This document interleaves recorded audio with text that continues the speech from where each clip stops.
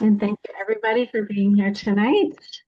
It is exciting to see so many people here on a Halloween night. I appreciate your support. My name is Bonnie, and I am a member of the Serenity Sunday Naranon family group. I normally don't attend this meeting because I also belong to another 12-step fellowship, and they meet in person on Friday nights in Waterloo Region. So I am excited to be here tonight to be your Naranon speaker.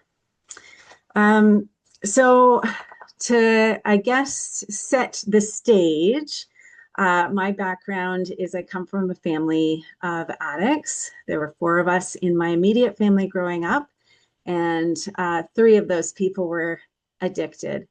And I learned from a very young age that three main things. Number one, you had to pretend like everything was okay. Number two, it was my job to take care of my family. And number three, I had to be perfect because then I wouldn't have problems. So, growing up, these were serious survival skills, but it wasn't until I was an adult that I learned that these are character defects that I could grow and change and learn to live without so I can find peace and serenity. And it's all thanks to this program. So I have three children, and they're all addicts. And I am here to share my step one story with you. And so, step one is where my life became completely unmanageable because I learned that I could not control the addiction of somebody else, and I was absolutely powerless. My story began about 5 years ago during the pandemic, where my daughter came home from university, and I quickly saw that she had a problem. I immediately went into action trying to control it and save her because it triggered all of the things that I had grown up taking care of in my life. I was desperate to change the course of her life because I could future trip and see exactly where it was going to end up. It did not take me very long to sink into complete insanity. I would be searching her bags. I would be tracking her location. Every time she left the house, I would go and search in her room. I looked in all the places that she usually hid things to see what she used and what she didn't use and what she had left for later that night. I, would stare deeply into her eyes when she entered the home to sort of like make this um, evaluation of the state that she was in every day. And there were some really, really dark days. Over the course of time, she was found unresponsive on the streets by strangers. She would scream alone in her delusions and insanity in our basement. And she would drive under the influence. I was so desperate at that time because I was not working a program. I turned to my brother, who at the time had found recovery in a 12-step program, and he told me that he had a solution. And he gave me a phone number. And when I called that number, on the other end was somebody from Naranon. And she invited me to a meeting, and that's where my journey began. I started to work the program online because at the time everything was shut down. And I started to learn that my happiness did not have to depend on the happiness of my loved ones. That in order to find some peace in my life, in the craziness, I had to stay in my own lane and I had to let go of control.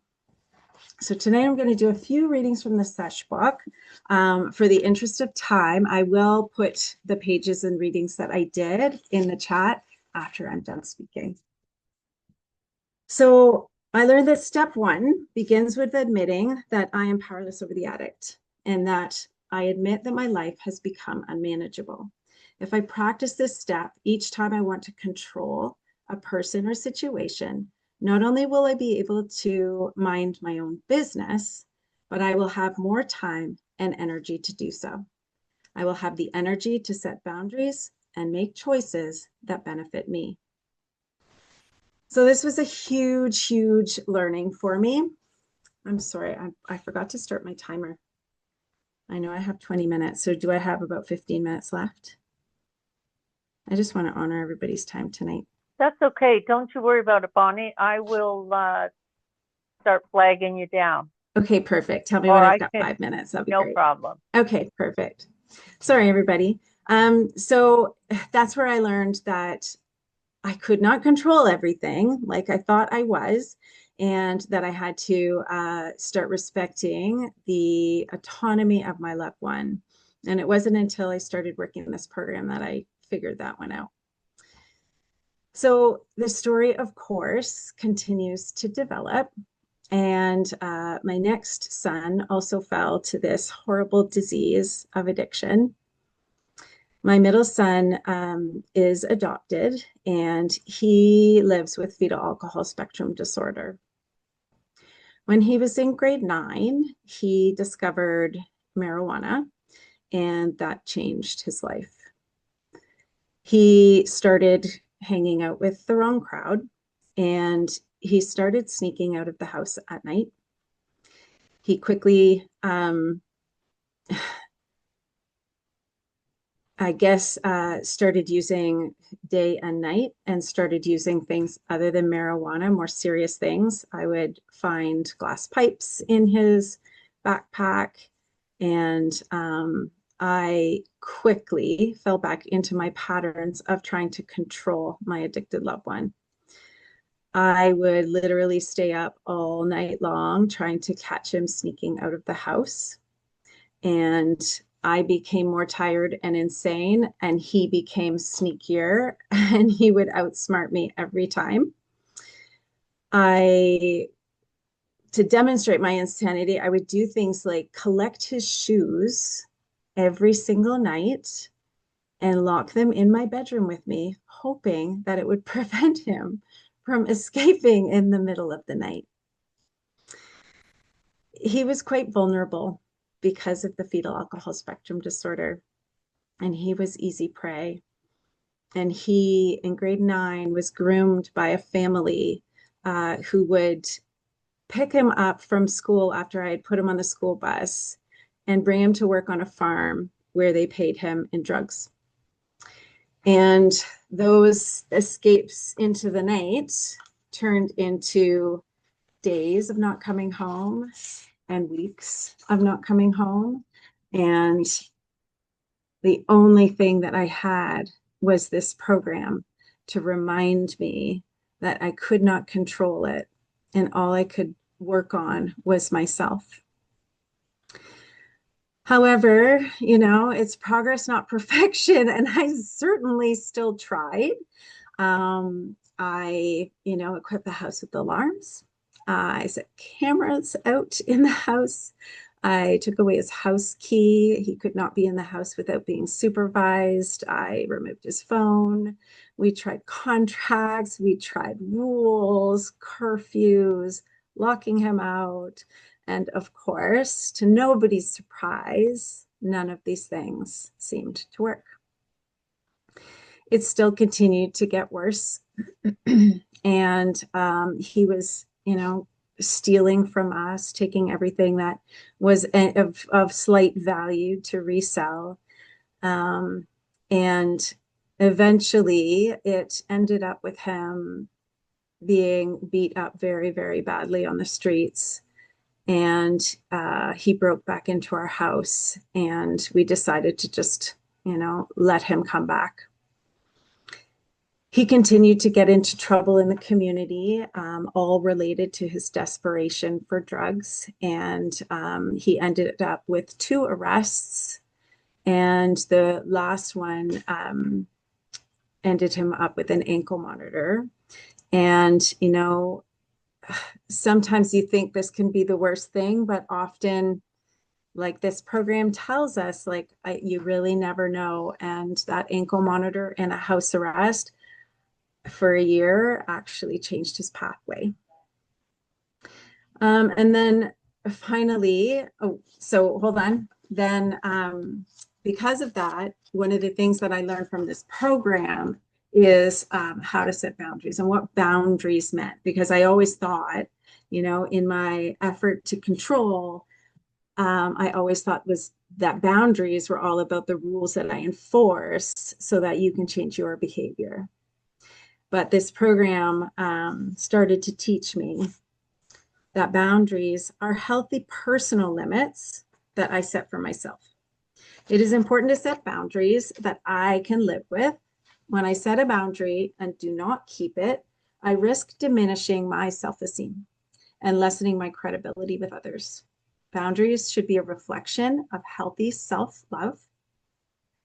When I set limits, I make a decision about what I will and will not accept. In this process, I decide ahead of time what my actions should be. Then when faced with a difficult situation, I already know how I want to behave. A personal boundary is for me only. Boundaries are healthy, loving limits that I set for myself. So that was an important lesson. And of course, it is a journey. I do still fall into all of my old patterns of behavior because I'm human and because I am constantly still being faced with life situations that I cannot control.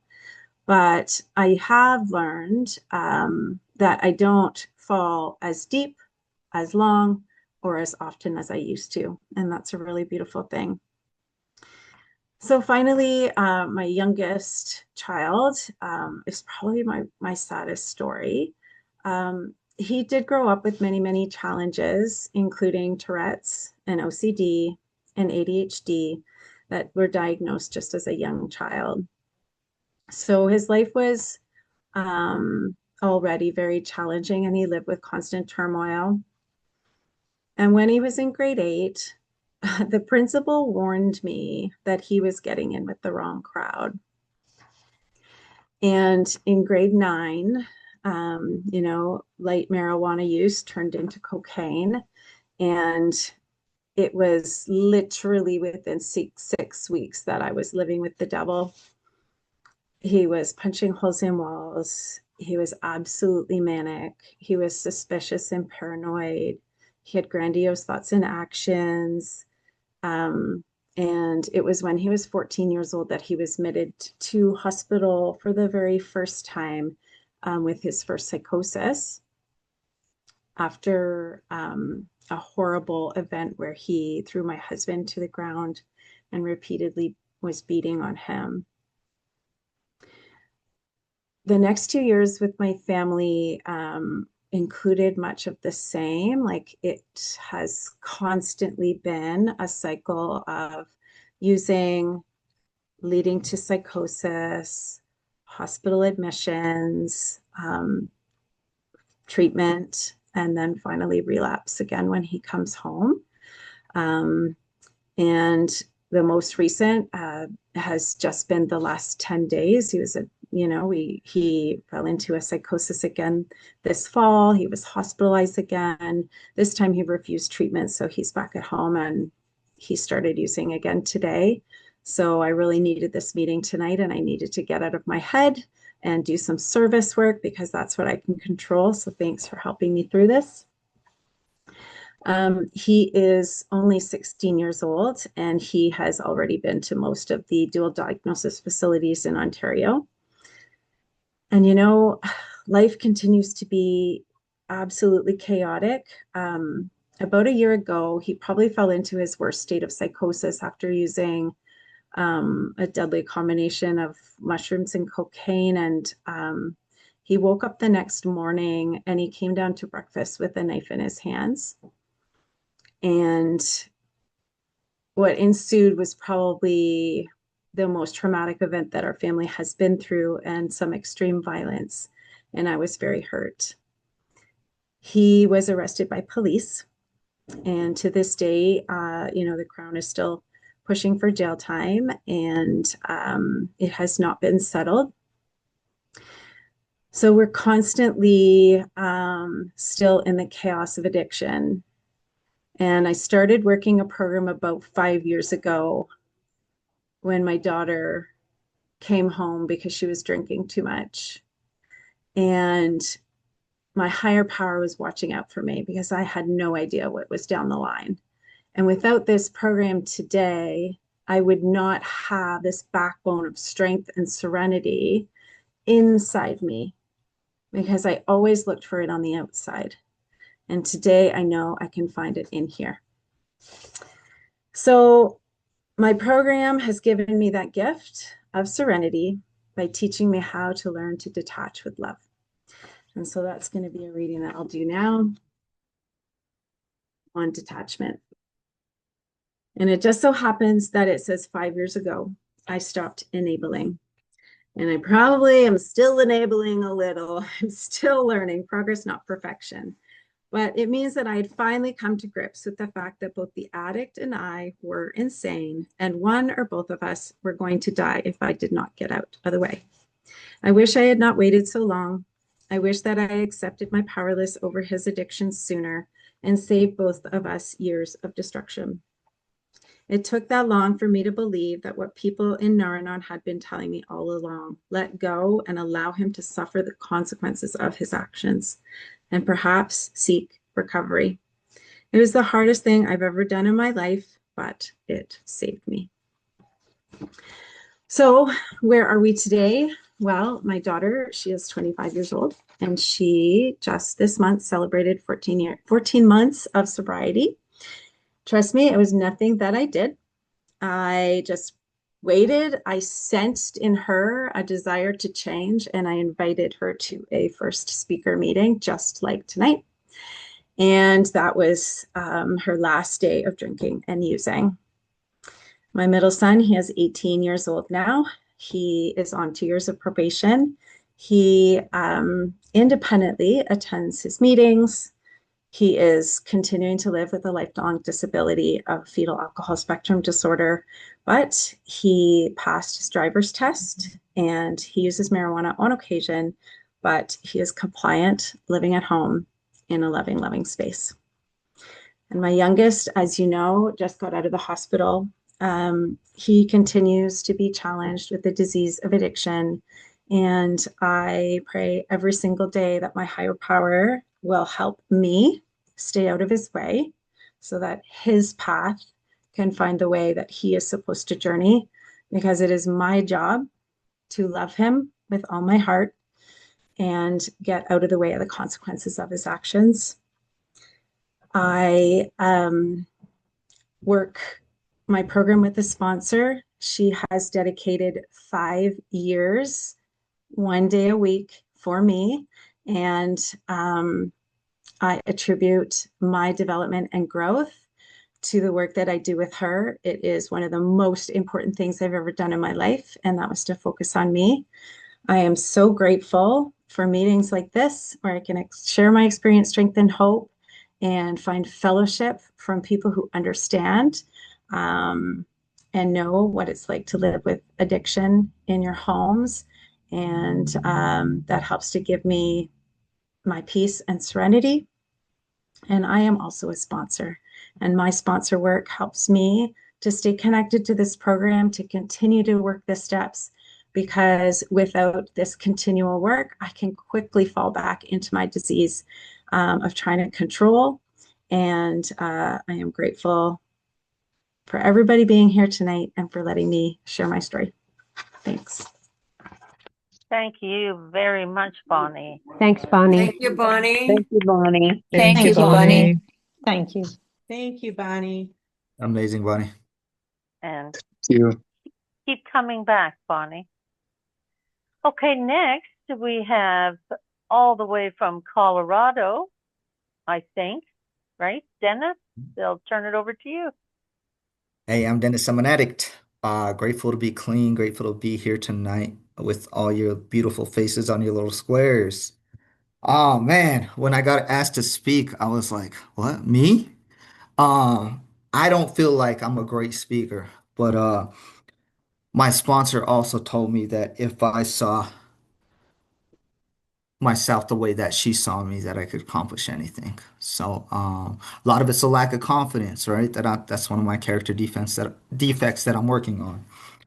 Um, I'm always eager when I get these opportunities to speak, and then last minute I'm like, damn, why did I do that? Right?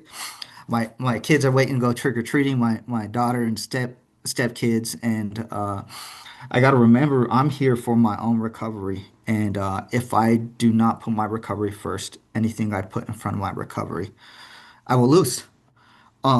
And my family is super understanding of that today. My girlfriend was able to take out the kids, so I was able to attend this and speak uninterrupted because you know how kids are. So that was amazing. Um, I know some of your faces, some of them I don't. So who am I? Who is Dennis? Um, First and foremost, I'm an addict, and that's my step one, right? But besides being an addict, I'm a dad. I'm a son. Uh, I'm a coworker. I'm a boyfriend, and I'm a loving fucking person that has gotten so much from NA. And there's such a stigma behind being an addict that sometimes we forget, even as addicts and talking to other addicts, that there's more to that person than just being an addict, right? Um, but that's the first thing people see a lot of the times. And I'm here to speak to try and change that stigma that there are programs that work. NA has changed my views on life. Nar has changed my views on life, and have helped me grow into the person I am today. I'm better than I was yesterday. That's what I could say. Um, Growing up, I come from a single mother. My dad's a severe schizophrenic where medication doesn't even help him. He was locked up most of my life. And Grandma stepped up, helped us.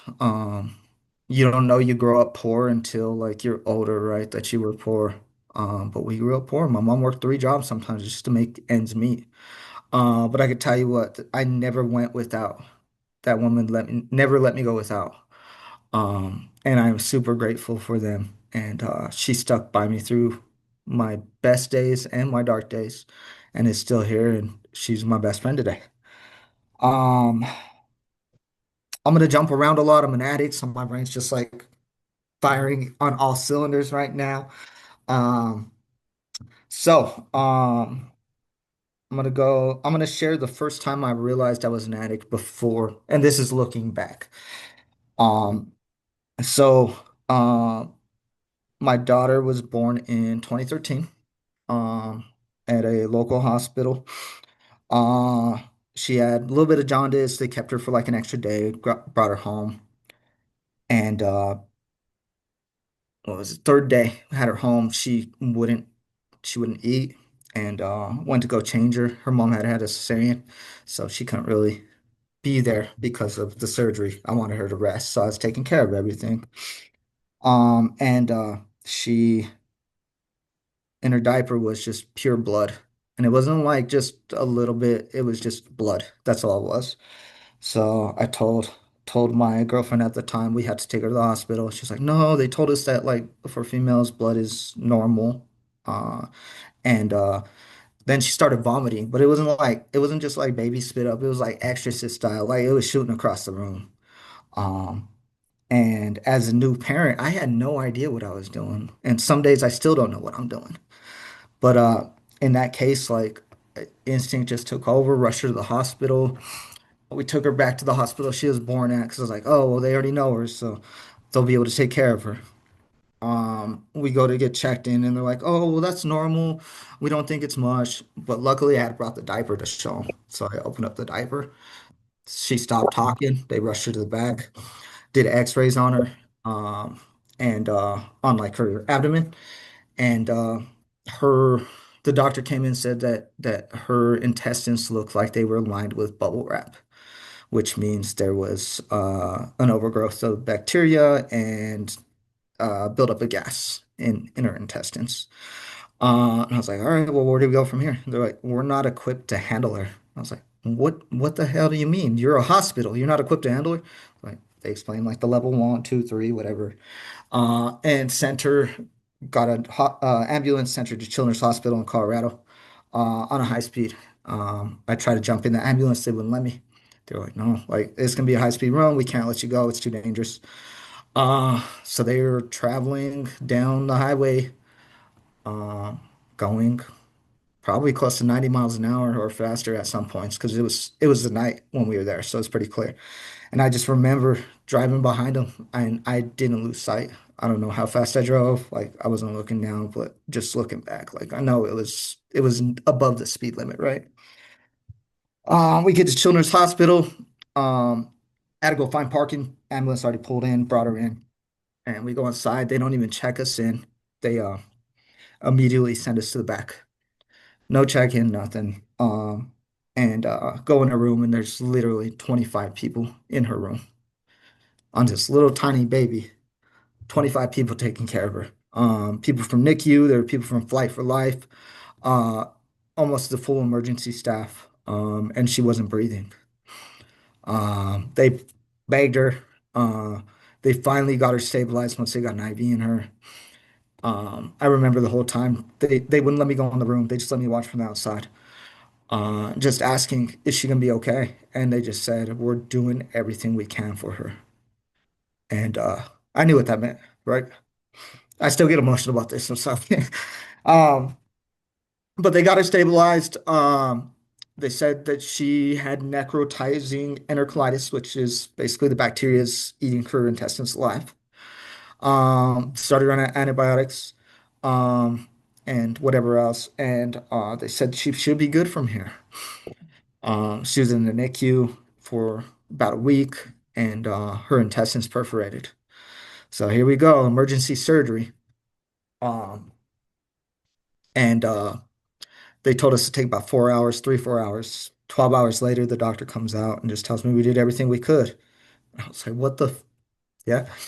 And he was from Ukraine, so he had a very heavy accent. And he's all, but the surgery was successful. I'm like, why didn't you lead with that, man? Like, don't tell me we did everything we could. And then, yeah.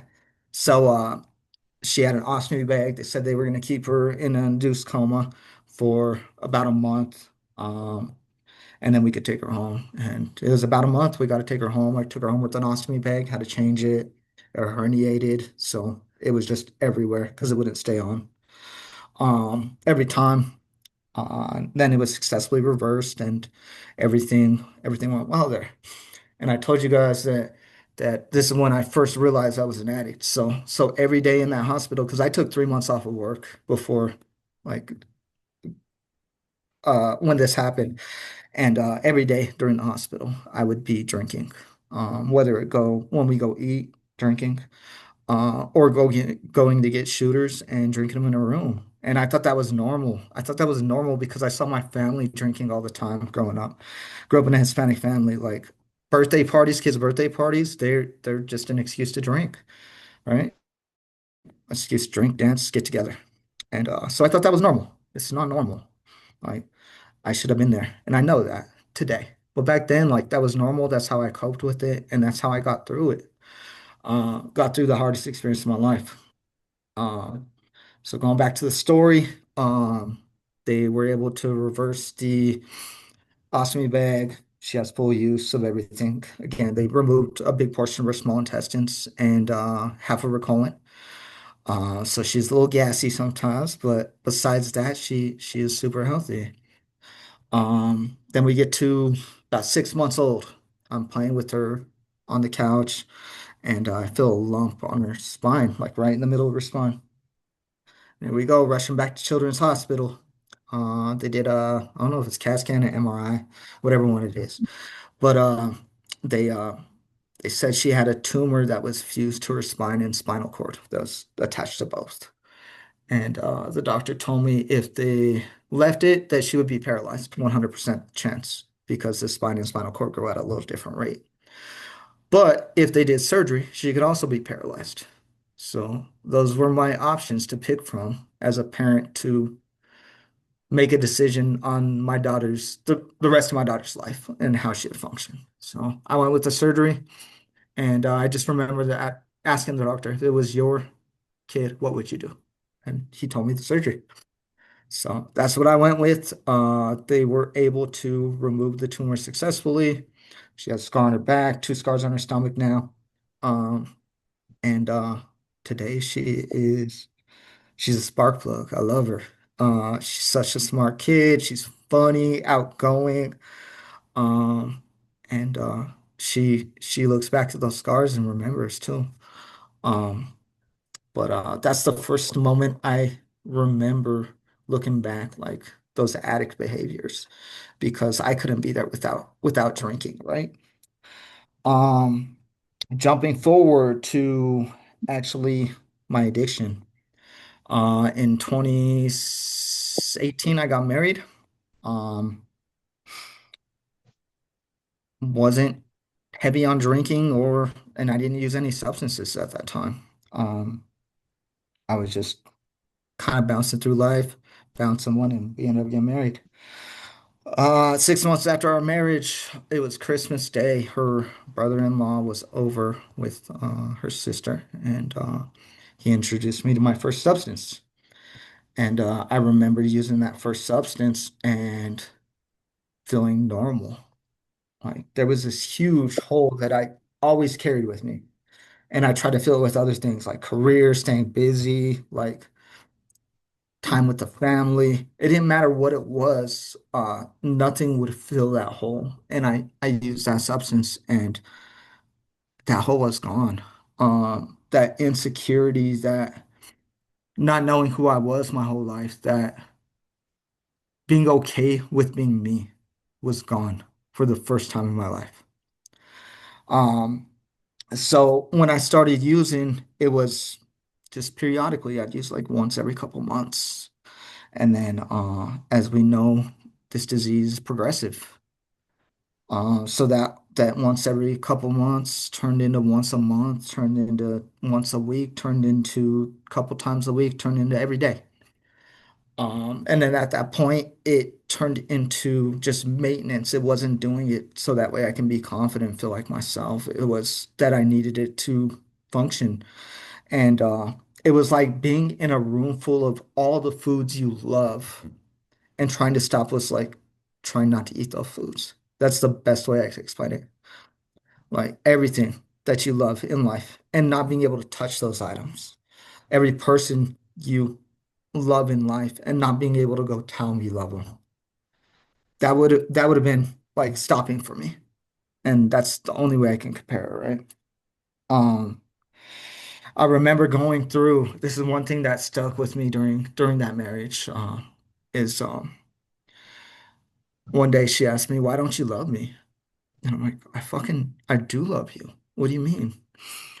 And I didn't realize looking back, like, how could I love her? How could I love her? I didn't even love myself.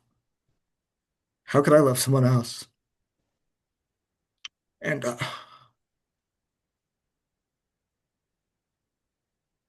that stuck with me. And today, I get to love people genuinely without a substance. I get to be there for people. Um, I get to help other addicts. My brother is going through active addiction currently. This summer, he attempted suicide. Wasn't successful, luckily. His neighbor found him in the middle of the street having a seizure. Um, and he has been in my house countless weeks, and countless times just withdrawing. Withdrawal syndromes looks like a movie, like where you see people like The Exorcist, literally body contorted, and it's ugly. It's so ugly. And I had to step down from some service positions because of that. I had two weekly service positions, plus I also do PI meeting with Naranon for Carry the Message. Carry the Message is the only one I currently carry, and my recovery has gotten away from NA, unfortunately, these last couple months. And that's something that I am working on to get back into service and taking care of myself. And because I need to refill my glass before I can fill anybody else's, right? Um, with that, my brother has 2 weeks clean today. Um, and that's the most time he's had in the last 10 years. And it's a start. And I'm proud of him for it. And anytime he talks to me or asks me about it, on how I can help, I'm trying to get him in the program, but I can't force him. Like, and it sucks because there's that control factor, right? We want to control everything. Like, that's human nature. I want to be in control. And I had to let my higher power, I had to let it go, right? I had to turn it over to my higher power. And that's how I was able to get through that with keeping my own clean time. Also didn't share my clean date either. My clean date is June 19th. Sorry, my mind is going right here. I got my app here for the tracking time. So I have 2 years, 4 months, and 16 days today. And that is because of the NA. So I got into NA because I was trying to save my marriage with my ex-wife, right? It's like, oh, well, I'm going to show her that I'm going to change. I didn't do it for me. Like, I didn't want to stop using, but she was leaving, and I thought it was going to be the saving grace. Um, and it wasn't. Like, she was still leaving, but I was able to turn getting clean for her into getting clean for myself. Because as an addict, the only person that I can get clean for is me. It can be for my daughter, couldn't be for my mom. Like, my mom begged me and begged me and begged me to get help. I wasn't gonna get help till I was ready. And I don't speak for every addict, of course, but every story that I've heard is I got clean for me. No one else can do it. I got clean for me. And it's going to come down to when that person is ready and when I was ready. And luckily, that was a wake up call for me. Like, I lost everything, lost my house, lost my cars, lost my wife. I'm grateful I didn't lose my kid. Right. Um, but that was a turning factor. I was able to do that.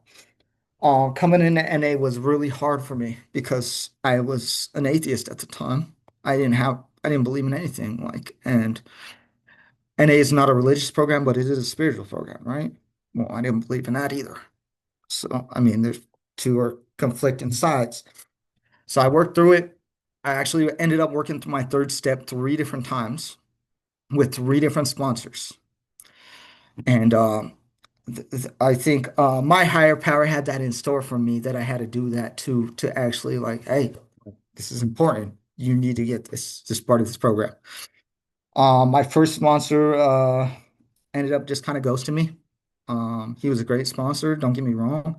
Brought me my basic text. He drove 45 minutes to bring me a basic text my second week in the program. Got me through the first 3 steps, and then that's kind of where it left off. My second sponsor relapsed after having 6 years clean. It happens even when but he's back in the program. He came back the next day and he just told me, hey, I talked to my sponsor. My sponsor said I can't sponsor until I work my steps again and get to where I need to be. It's understandable. He slipped up. Doesn't change the fact that he had 6 years clean. He had those 6 years clean, right? He just has, he just knows today where the holes in his program were so he can fill those holes and build a solid foundation. My third sponsor went to prison for crimes he committed 10 years ago. So, and I haven't talked to him since. And my current sponsor is actually a woman, which is kind of taboo in NA. But I wouldn't choose any other sponsor. And going through sponsorship with her, I actually found out I went to high school with her, which is fucking small world, right? Amazing woman though, and she's helped me grow into the man I am today. Um, So I'm going to touch on my higher power story because I'm short on time and then just let you know where I'm at today. So how I found my higher power. Uh, I've been in the program for over 5 years now, and as you notice, I only have about 2.5 years clean. Not even 2.5 years clean, right? So I had some slip ups. Like I was uh I was about to hit my year clean, The first time. I think I was at 353 days around there. And I ended up calling my dealer and I was in the parking lot at work crying because I didn't want to use, but I couldn't stop myself. And I was cutting it up on my phone, getting ready, and my phone starts vibrating and falls off my lap, and I lose it, lose.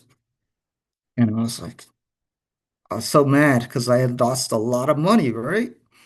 Uh, and this guy had called me that I hadn't met my when I hit my first 90 days. And I hadn't talked to him one word since. I got his phone number at a meeting. Hadn't not talked to him. Left me a voicemail that says, hey, something just told me to call and check on you. Like, I don't know what it was. I know we haven't talked. And I remember sitting in the car and asking God, God, if you're real, give me a sign. Give me a sign. And that was my damn sign. And I didn't take that sign and I ended up using the rest of what I had. Looking back though, like that was my higher power. When I asked for help, they were there, right? So where am I at today? Oh, I've had the pleasure and privilege and gratitude of being able to grow so much thanks to this program. Um, I was between jobs. I did HR and payroll. I did all kinds of like corporate jobs before, suit and tie stuff. And I was between jobs, and my mom was working at a school, and it was actually the middle school I went to as a kid, as a para for special needs kids. So 2 years ago, I started as a para for special needs kids, but I went because she was getting beat up and punched in the face, and I thought I was going to protect her because I can control all things, right? Wrong. I ended up loving these kids and showing up every day with a smile on my face, knowing that these kids were waiting for me and some of these kids' favorite person to be around. And I did my first year there, and they brought in a new teacher. She wasn't new; she was just one of the other special needs teachers. And they switched me classrooms to the uh, MA class, which is kids with autism that have severe behaviors, so punch you in the face, kick you, headbutt you, like. And I had three workers' comps claims last school year for myself. And I showed up every day still. Um, she ended up asking me like, "Hey, like you're really good at this. Would you mind getting your sub license car, like your state sub license to cover the classes when I'm not here?" Done. Covered it. And then school found out about it and they were like, "Hey, you're really good at what you do. Would you want to teach science next year?" I was like, "What the hell?" I'm like, "You guys know I'm not licensed. It's just my sub, right?" They're like, "Yeah, but we also heard that you were going back to school." So I did decide to go back to school to get my teacher's license. I'm 3 years in right now. Or no, I'm 3 years out right now from my license, right? But I'm in school to be a teacher, and they gave me this opportunity. They saw something I didn't see in myself to allow me to teach without my teaching license and just my sub license for now. And they don't expect anything less from me than they expect from every other teacher. Lesson plans, IEPs, all our stuff we do, right? Um, our data meetings, equity training, like I had to do it all the same exact as teachers, even though I'm not licensed now. Um, and this is the first time in my life that I found a career that I am grateful for. I hated doing HR. I hated doing payroll. Don't get me wrong, it paid way better, but I absolutely hated it and it made me want to use. This career makes me not want to use and show up every day. I get to give back so selfishly to these kids and practice the program of giving back what was given to us, right? I get to give back to these kids that grew up the same way I am, or the same way I did. Um, Growing up in the hood, poor, growing up without fathers, growing up seeing their family using and drunk and parties. I had one kid that slept in class, and I was like, "Hey, what's going on?" Plum on, "Oh, what's going on?" He's like, "Well, my uncle came over and he was doing lines all night. I couldn't sleep because they were too loud." These are the kids that I deal with, that I get the pleasure of dealing with, that I show up for. And it just reminds me of NA, how all of these people that were strangers showed up for me when I was at my lowest, right? I get to be a model for these kids, and a lot of them don't have that father figure, and I get to be that today. Um, Last year, oh, the year before I became a teacher, so last school year, they pick we had 110 on the staff last year. We have a really big middle school. And they pick one staff member that exhibits the school values, which are honor, humility, hard work. And out of 110 staff members, I got picked mid-year for that award. And I was a para at that time. I was the first para in the history of the school to win that award. Um, and with that, it just motivated me to push even further and to give back. I know I'm out of time. Uh, I'm grateful, grateful, grateful for Naranon to allow me to do this. Naranon literally changed my perspective to be able to get through this stuff with my brother. Hearing Naranon speakers, I've heard a lot of Naranon speakers. And every year at the convention in Colorado, I get to hug every single one of them. With that, I'm going to practice the spiritual principle of shutting the fuck up and pass it on. Oh, Dennis, thank you Thank so you, much. Dennis. Thank Thank you so much. Dennis.